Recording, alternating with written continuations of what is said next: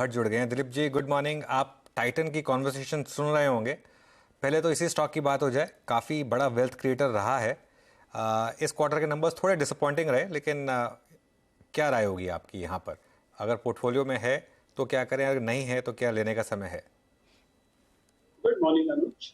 अनुज जी, मुझे लगता है ये टाइटन का रिजल्ट भले ही कमजोर थोड़ा बहुत आया एक्सपेक्टेशन के मुकाबले, और मैंने जिस तरह से सुना उन्होंने एक दो रीजंस भी दिए, लेकिन जो स्केल पे वो काम कर रहे हैं, ये बहुत स्वाभाविक है कि एक दो क्वार्टर शायद मिस हो जाए तो कोई बड़ी बात नहीं है। लेकिन अभी भी इसमें एक इन्वेस्टमेंट करना चाहिए। अगर आपको आपका कोर पोर्टफोलियो बिल्ड करना है तो उसमें टाइटन जरूर होना चाहिए। यहाँ से ऐसा है कि टाइटन शायद नेक्स्ट 2 to 3 years में will still give significantly above average returns, और मार्केट को जरूर आउट परफॉर्म करेगा।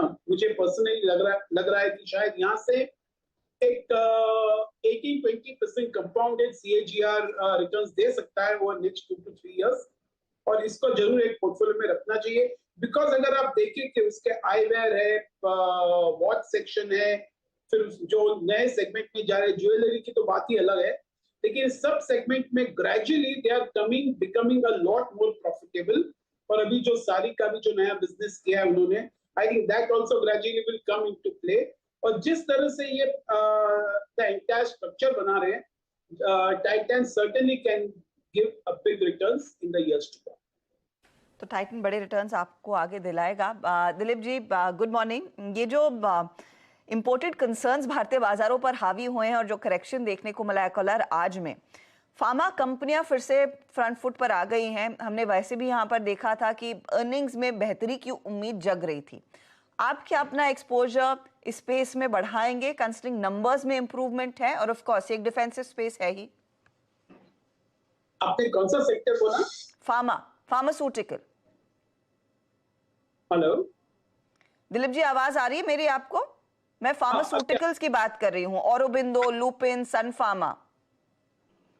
हर्षदा जी, मुझे लग रहा है कि शायद pharmaceuticals have already come back into the reckoning. अगर हम देखें कि इस साल फार्मास्यूटिकल इंडस्ट्री में से काफी अच्छे टॉप 5-6 कंपनीज ने काफी अच्छे रिटर्न दिए हैं, and Sun has just reached a multi year high.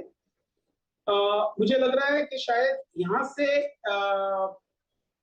In terms of taking in pharma, मुझे लग रहा है दिवीज एकदम फोर फ्रंट में रहना चाहिए। दिवीज में शायद यहाँ से भी वो आने वाले 3-4 सालों में मल्टी बैगर की उम्मीद कर सकते हैं, क्योंकि जिस तरह से उसको जो अपॉर्चुनिटीज मिले हैं यूरोप में because of the problems in Europe, और जिस तरह से उसके पास जो स्पेयर कैपेसिटी है, और जिस तरह से वो मैन्युफैक्चर कर सकता है वेरियस मॉलिक्यूल्स, मुझे लगता है Divi certainly looks the pick of the lot.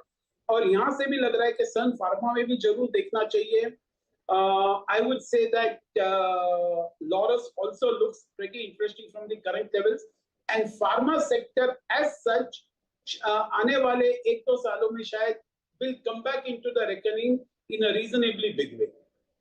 Okay, pharma sector की बात होगी। शानदार मूव्स रहे हैं यहाँ पर, डेवीज, लॉरस, इन सब स्टॉक्स में। अच्छा, मार्केट बाय द वे एक बार नज़र रखिए, बैंक निफ्टी अब करीब करीब 200 पॉइंट नीचे आया है। दिलीप जी, एक कंसर्न जो मार्केट की रही है कि इतने शानदार नंबर्स के बावजूद बैंकिंग स्टॉक्स में 1-2% का भी मूव नहीं आया।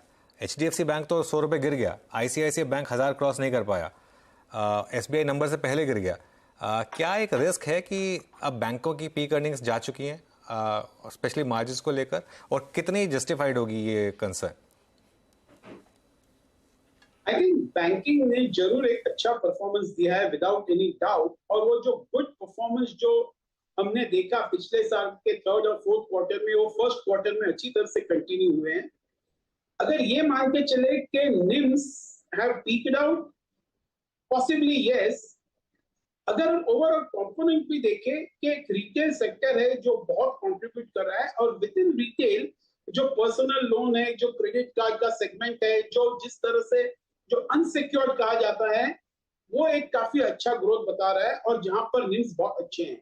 और जिस तरह से आरबीआई भी नजर रख रही है ओवरऑल, तो लग रहा है कि शायद ये एक सेक्टर के ऊपर रिस्क वेट जरा बढ़ा देंगे उन लोग। That is a very much a possibility. लेकिन ये भी एक फैक्ट है कि most of the stocks except for HDFC काफी अच्छे मूव बता चुके हैं इस साल, और शायद ये रिजल्ट के ऊपर थोड़ा बहुत प्रॉफिट बुकिंग बहुत ही स्वाभाविक है। यहाँ से रिस्क कम है, लेकिन ऊपर चलने का भी मतलब ऐसा लग रहा है शायद it may not really out perform in a very big way in the near future, and that holds true even for the market. तो ऐसा लग रहा है कि बैंकिंग में ध्यान जरूर देना चाहिए, लेकिन but with in this HDFC bank really stands out. जिस तरह से the management is talking about the future, the digital approach, मुझे लगता है शायद एचडीएफसी बैंक जो बहुत अंडर परफॉर्म किया है अब तक can give a reasonably good return in the next 18 to 24 months. Dilip ji, आप ये भी मानेंगे कि ये अब तक की जो रैली देखने को मिली उसमें मिड कैप्स का खासा पार्टिसिपेशन रहा है, और वो नॉर्मली बाजार की हेल्थ और रैली की हेल्थ के लिए पॉजिटिव रहता है। एक पॉकेट जो रुकने का नाम नहीं ले रहा है वो रेलवे कंपनियां हैं। आज भी देखिए बाजार भर में मुनाफा वसूली देखने को मिल रही है, लेकिन आईआरएफसी 9% ऊपर, इरकॉन में हम देख रहे हैं 2.5% का इजाफा, रेलटेल जैसे काउंटर्स में तेजी बनती दिखाई दे रही है। ये जो सरकारी रेलवे कंपनियां हैं, इनमें क्या अभी भी मौका है कुछ पोजीशंस लेने का? क्या आपने एक्सपोजर लिया है हाल में? हर्षदा जी, मुझे लगता है ये रेलवे सेक्टर है और जो डिफेंस सेक्टर है, जैसे आपने सही कहा कि रेलवे ने बहुत ह्यूज आउट परफॉर्मेंस दिया है, और काफी लोग और उनके share prices are at astronomical level, और ये भी मैं तो यही मानता हूं कि they are significantly ahead of their intrinsic value, valuations are expensive. और अगर हम देखें कि जिस तरह से पीएसयू कंपनीज है, ये नहीं भूलना चाहिए कि जैसे ये कंपनीज के दाम बढ़ते हैं, government very rightly will capitalize on the opportunities, और वो फर्दर डिसइन्वेस्ट करेंगी, और उसमें ओएफएस के चांसेस इंक्रीज हो जाएंगे। और काफी सारे कंपनीज में liquidity has always been an issue, और वो liquidity issue will be addressed through the OFS. तो यहाँ से एक सावधानी जरूर एक्सरसाइज करना चाहिए। One should be cautious. यहाँ से एक बाय करना चाहिए, मुझे नहीं लगता one should easily wait and watch. I will not be in hurry to buy in this sector. Okay, चलिए, तो ये समय कुछ और स्टॉक्स है। रियल एस्टेट पर कोई व्यू आपका दिलीप जी? रियल एस्टेट में हमने पिछले कुछ दिनों में अच्छी रैली देखी है। आई थिंक रियल एस्टेट में जिस तरह से जो डिमांड हम देख रहे हैं, जिस तरह से प्री सेल्स देख रहे हैं, जिस तरह से कैश सेल्स देख रहे हैं, I think the cash flows of almost all the real estate companies are improving significantly. Relatively debt burden काफी नीचे आ रहा है। तो ये whether we talk about frontline like DLF, Oberois, Godrej, और even if something like Sobha और प्रेस्टीज, आई थिंक इन सबके balance sheet are in reasonably very good shape. और जिस तरह से जो विजिबिलिटी है और रियल एस्टेट का जो ओवरऑल ब्रॉड मैक्रो विजिबिलिटी लग रहा है, real estate will continue to do well even from the current levels. So I think some of these frontline companies like Macrotech, DLF, or whether it is Prestige, I think certainly इसमें यहाँ से भी एक reasonable return की उम्मीद की जा सकती है, and we expect the performance to continue to be good over next 12 to 15 months. Dilip ji, बहुत बहुत शुक्रिया जुड़ने के लिए हमारे साथ, और